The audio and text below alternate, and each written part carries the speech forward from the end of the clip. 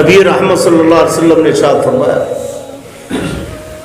جو شخص وضو کرتا ہے، وضو کر کے مسجد کی طرف آتا ہے فرض نماز ادا کرنے کے، اگر نفل کی نیت سے اللہ کے گھر میں آئے گا، مولا کریم اسے ایک عمرے کا ثواب نصیب فرمائے گا۔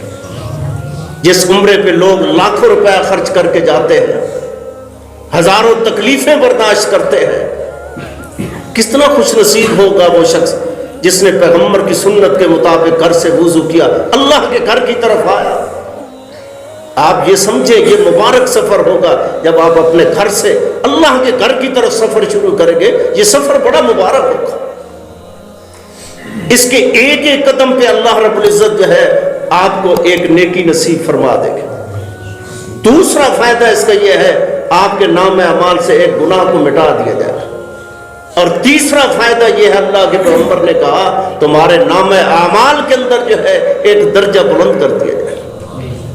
ہر قدم پر جو قدم آپ اللہ کے گھر کی طرف اٹھائیں گے آپ کو 3 بڑے فائدے ہوں گے، آپ کو ایک نیکی بھی ملے گی، آپ کا ایک گناہ بھی ختم کر دیا جائے گا، اور آپ کا نام اعمال کے اندر ایک درجہ بلند بھی کر دیا جائے گا۔ اللہ کے گھر کی طرف آئے، اللہ کے گھر میں پہنچ گئے، یہ فوائد حاصل ہو چکے ہیں۔ اللہ کے گھر میں آئے، نماز پڑھی، نفل پڑھے، اللہ نے آپ کو ایک عمرے کا ثواب نصیب فرما دیا۔ اور اگر باجماعت نماز فرض ادا کیے، اسی نیت کے ساتھ اللہ کے گھر کی طرف آئے، اللہ کے پیغمبر نے ارشاد فرمایا اللہ اسے ایک عمرے کا اور ایک حج مبرور کا اجر و ثواب نصیب فرما دیتے ہیں۔ کتنا بڑا فائدہ ہے، نہ لاکھوں روپے خرچ ہوا، نہ ہزاروں خرچ ہوا۔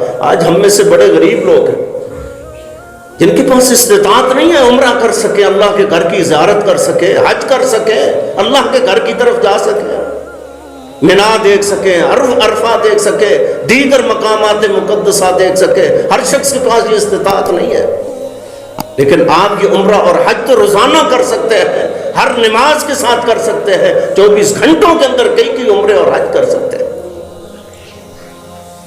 آپ کمر بستہ تو ہو، نیت تو کریں۔